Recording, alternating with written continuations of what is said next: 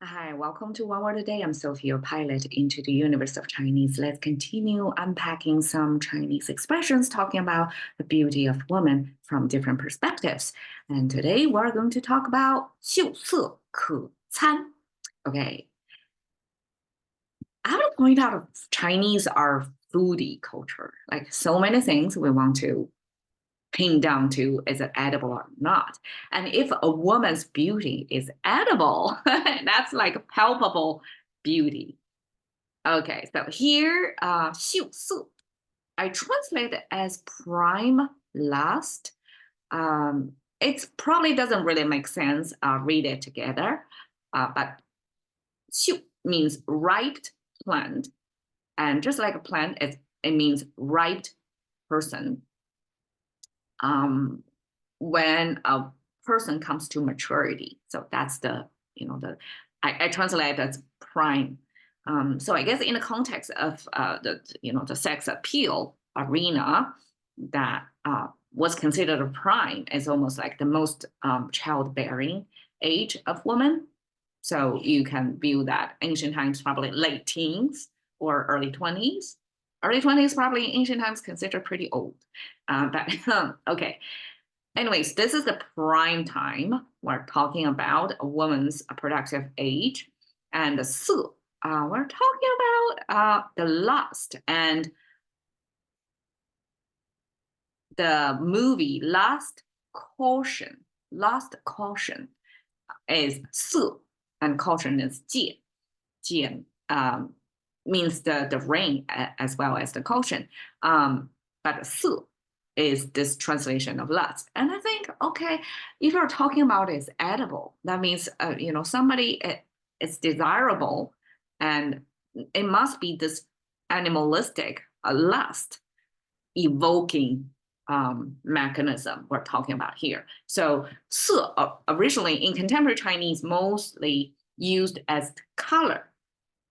And in some cases, I translate it as vibe because this, according to some scholars, it's about the vibe passing in between the eyebrows. This third eye chakra location has this special people reading significance in Chinese culture. So when we want to read that person's mood or that energy emitting from that person, the vibe, we read of this area.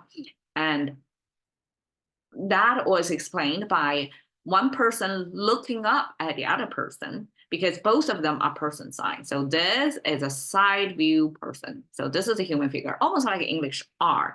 But over here, it's kind of the arm kind of elongated because this two stacked up human figure have to merge into one entity somehow. So occasionally Chinese would exaggerate and elongate a part of that character so that the two looks like, okay, they have a kind of a call and response. They come kind of a forming, like interlocking into one character. So this is kind of elongated arm. So we can view it almost like a side view human figure. This is the arm, this is the back, torso, and the leg. Okay, and the bottom is also a human figure, but a human sitting on the heel. So this is the heel, and this is the whole torso, and here the legs, the calves. So the sides and the calves kind of folded, right? And then you have the butt sitting on top of the heel. And this little vertical line here is simply the arm folded on. So this is a side view. So both of them are Chinese human depiction from the side views. And when we have two of them stacking up together, it's almost like you can view it as oppressor against oppressee. And obviously, the one sitting on the heel that was kind of locked into the position was the oppressee, because that's gave up the ability to attack when you're sitting submissively on the heel. Kind of a resting posture, right? You're not ready to fight in that stance. And this is a oppressee, and then the one kind of riding on top of this person is the oppressor. So there is this political imbalance over there. Therefore, it's super important for the oppressee to read correctly the vibe of the oppressor. So this vibe reading of this third eye chakra can be explained in this interaction, like interpersonal interaction, that you have to read correctly the vibe from the other person. A second opinion given by a viewer of this show that it's about the sex, like one person stacked on top of another person, and they are having, I don't know what position is that, but one of the sexual at the moment posture of one human figure stacking on top of another human figure, and therefore it's closely related to sexual activity, therefore to lust, which is the pre mental space before the action, right? So you have to have the desire first and then action. So this is using the action to imply the desire. So we can view this character as several different ways. But in any case, this is desire evoking or this vibe reading, right? Character that coupled with the plant symbol, the crop symbol, which is this is a generic plant, and then or tree symbol. When you have this bented tip or top, then that signifies it's ripening, it's heavy, therefore it's bending, it's not a straight up branch anymore. So this is a he, right? Pronounced as he, and then it coupled with this human figure. So somebody saying this human figure served as the labor, the field labor to carry the ripe plant on their back. That's one possible. And the other one is we're putting human figure over there to mean we're actually talking about humans, because how to describe ourselves, right? Sometimes we'll have to use something non-human to transfer their quality onto humans. Personification, yeah, right? So this ripe plant transferred to humans would be the prime time of that human reproductive age. Okay, so 秀色 together means somebody is such a prime time that evoke lust or evoke this vibe from the other person. And then I translate a 可餐 as able dine.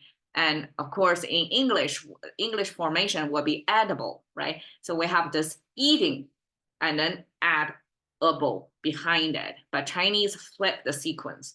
We say 可餐 means you can, you get a permission, it's possible, or it's desirable in this case, you want to, and therefore you can. You have this able sense goes before the actual action. So you what you can do, cannot do, just like that, can do, can dine. And English merges into one word, just edible. Okay. 可 is made of this mouse symbol, symbolize human.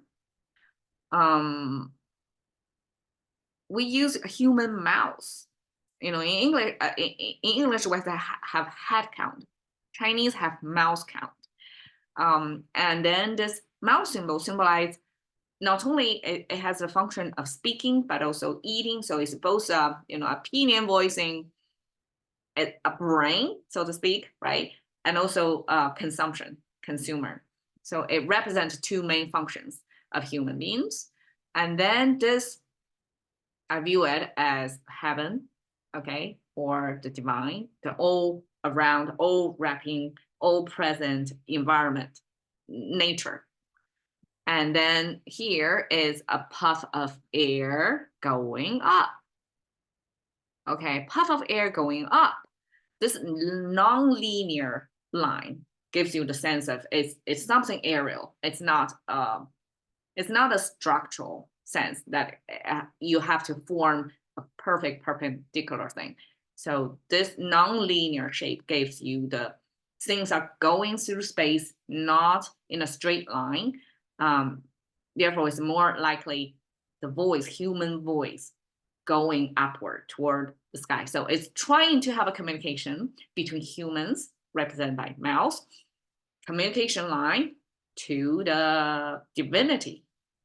And that's the ancient function of, I guess, some specialized fortune teller, kind of like an oracle in English, or or the weather broadcast man in today's mass media age that try to read the weather condition, the environment, therefore, and then turn around and tell humans what to do.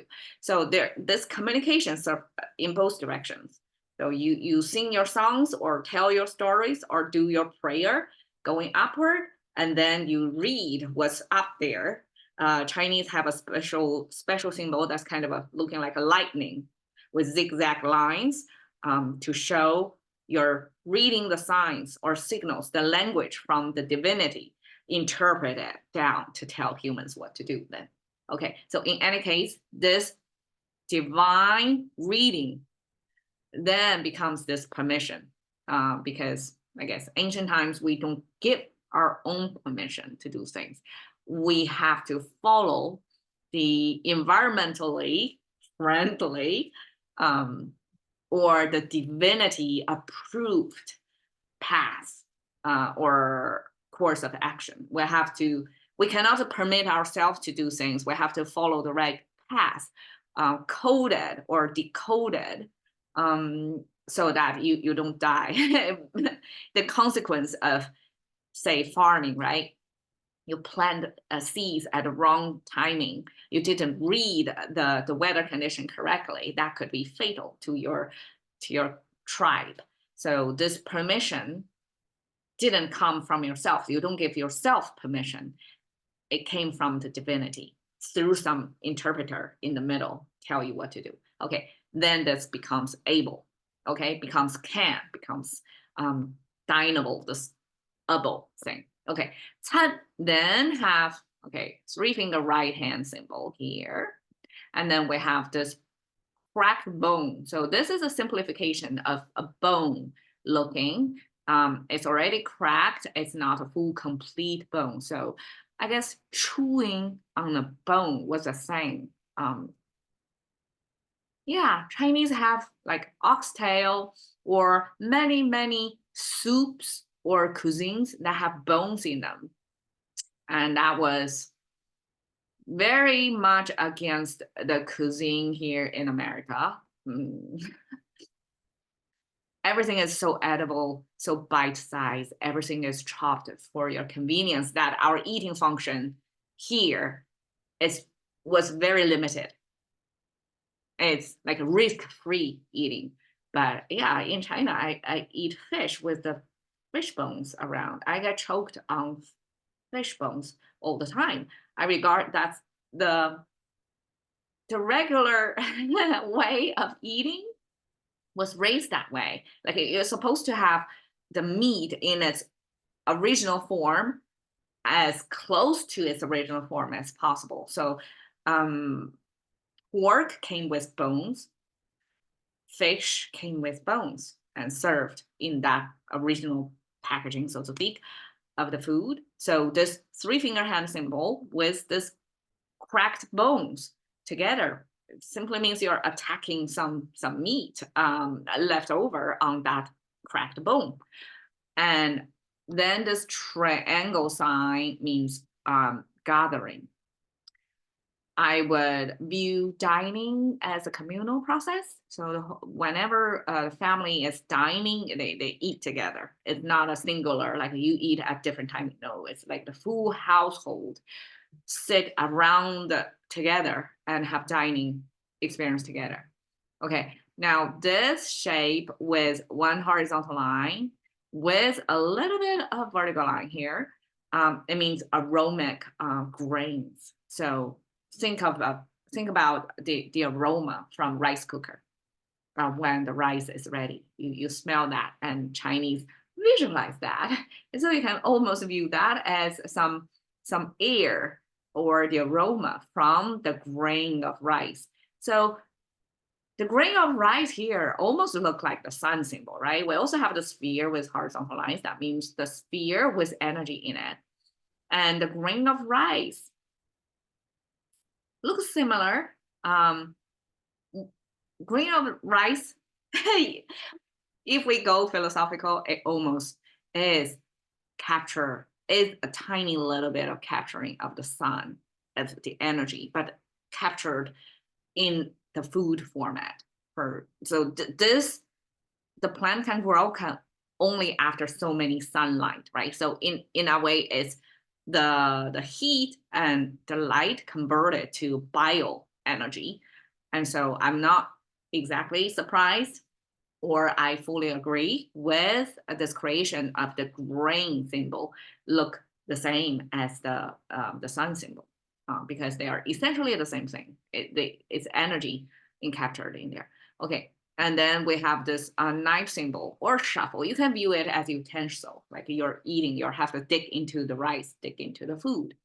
So this food aroma with food utensil, family gathering together with this hand, like you're really eating in such greediness almost, right? You eat to the bone.